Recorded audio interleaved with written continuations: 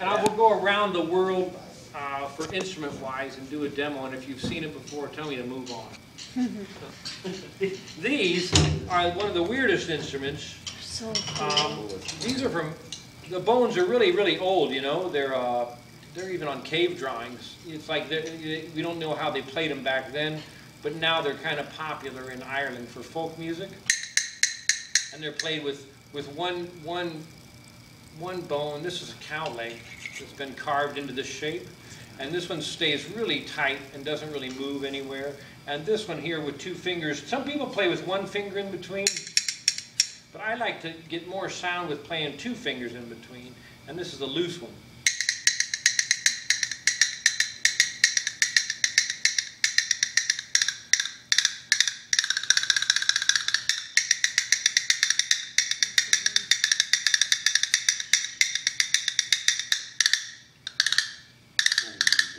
Right?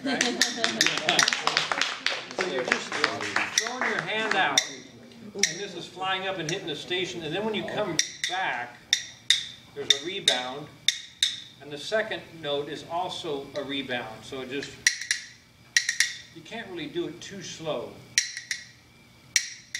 Even if I go that slow, I kind of miss that second note. Almost. So I'm not really doing anything here. I'm just, it's the grip. The grip is all about playing bones. Or the bones is all about the grip. Whatever. So then the cool part about, you know, different types, these are ebony, and these are rosewood, and these are slate, you know, like rock. They almost sound like glass. So I like playing 1 pair of slate and 1 pair of bones, you know.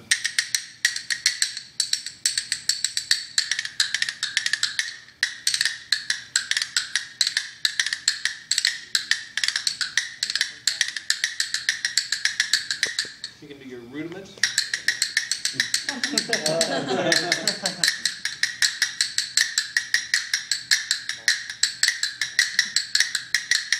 Whatever, you know.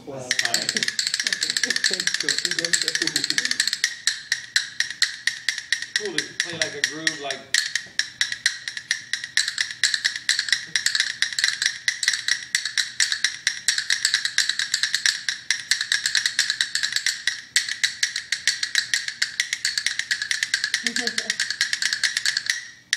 So when you get tired of slate, ebony, very hard, heavy wood, right?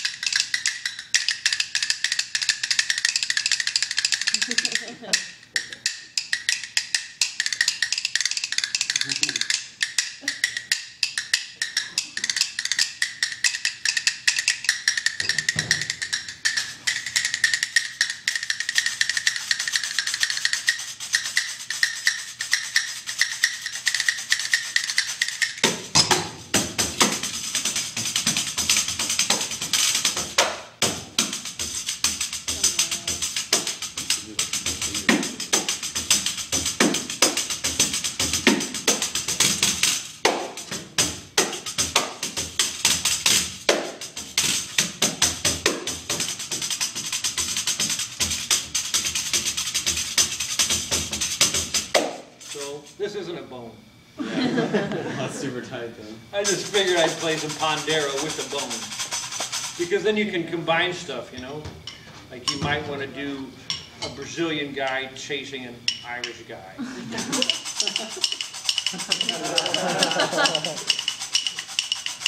Or like...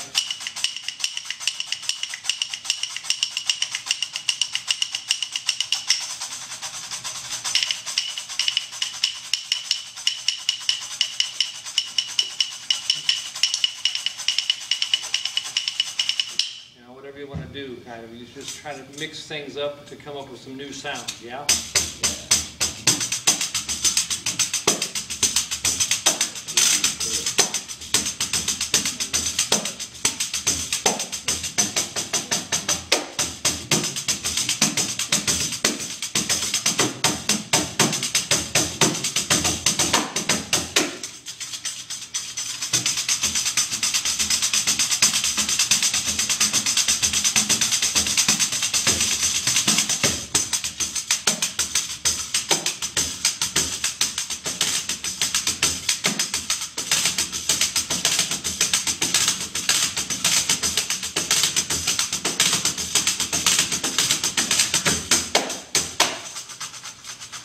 right? You can do a lot of stuff with Pandero. Yeah? Thank you. I don't know how does that. The finger roll is just about playing on the edge. I can't really do it at an angle, perpendicular, it works. The thumb roll is like here, right? For orchestral tambourines. But if the Brazilians, they figured, hey, if I'm playing like this, that's a lot quicker than trying to do this, right? So.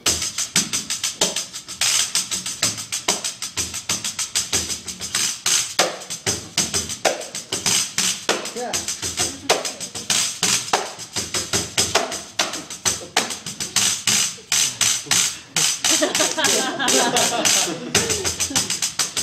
Yeah, so you just do that. You can do the long one this way.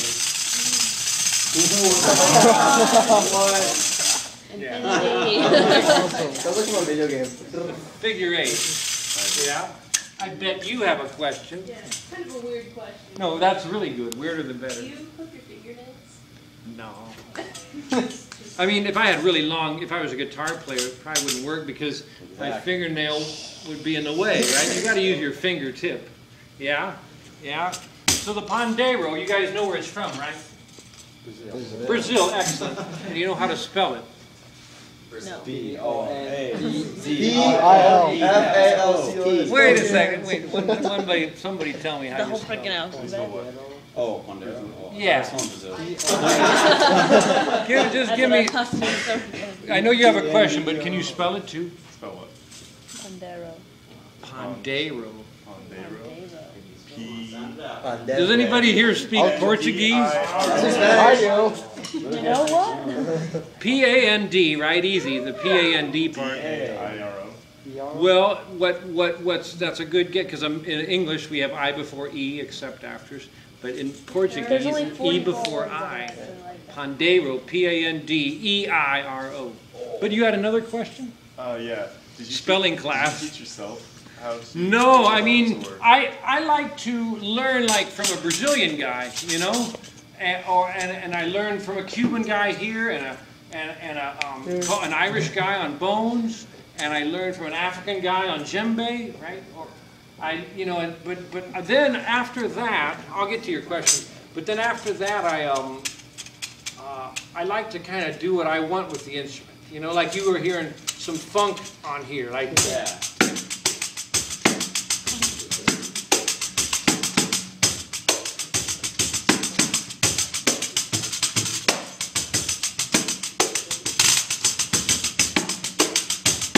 not, you know, they're playing everything in Brazil, but they're coming from samba. But I got to know, how does this work in Brazil samba, you know, and I wanted to figure out that it swings in Brazil because of that fourth accent. 1 E and a 2 E and a 3 E and a 4. So Brazilian music, a lot of the feel comes from the technique of the drums, right? So that's really important to get the reason why Brazilian music feels that way. You break it down, right? So now, we Americans, we like more funk, or we have more of a funk or pop rock tradition. So if I take out this accent here, it's not so funky as big backbeat 2 and 4, and I'm using my thumb because the basic Pandero is thumb fingers, palm fingers, thumb fingers, palm fingers. But I'm changing from the Brazilian feel of.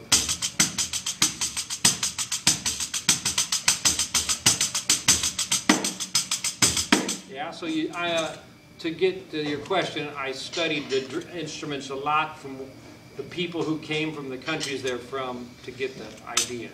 You got a lot of good questions here. Where do I go? Well, you already got sticks. How about you, since you're right in front? What's your theory on like pitch changing?